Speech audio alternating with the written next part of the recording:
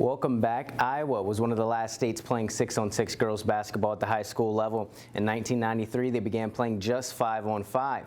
But even so, the history of the sport is beginning to fade. That's why Jennifer Sterling of Humanities Iowa is touring the state, looking to keep those memories alive.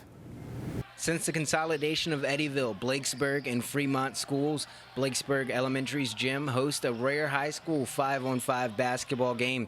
But it wasn't always that way. On Sunday in the gym, Jennifer Sterling brought the history of the 6-on-6 girls game back to Blakesburg. What started as what we thought would be a 3-town tour of this exhibit turned into a 6-town tour, which turned into an 8-town tour.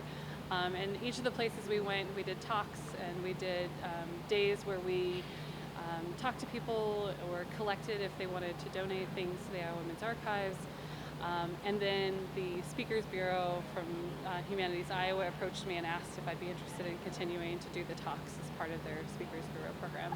Blakesburg's heyday was in the 50s and 60s, where they made numerous appearances at the state tournament, and they have 2 of the top 30 scoring leaders in the history of the state. It's absolutely wonderful. I obtained a tape of our game with Pocahontas, and I showed it to my grandchildren, and I think I went up in their estimation that day. There's some people who talk about 6-on-6 as the only game in town, but literally it was the only game in town. It's the only opportunity girls had to play sports. Former members of their state tournament teams were in attendance to relive what the game used to be and impart some knowledge on those who may be too young to know the impact of the 6-on-6 game in Iowa. I usually have different age groups at the talks, and it's why I usually pause in the beginning and sort of say, oh, this is what 6-on-6 was if you aren't familiar. So yeah, I think it's really important to get out to the communities where it was such an important game for them for such a long time, and to hear those stories, and again to continue to expand that history and our knowledge of what 6-on-6 meant to people.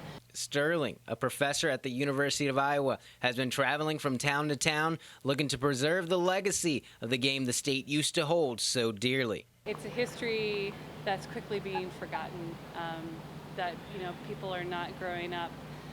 6-on-6 was passed down from great-grandmothers to mothers to granddaughters to great-grand, and it's and that just isn't being done anymore as we lose more and more of the older generation that played 6-on-6. Reporting from Blakesburg, James King, KTVO Sports.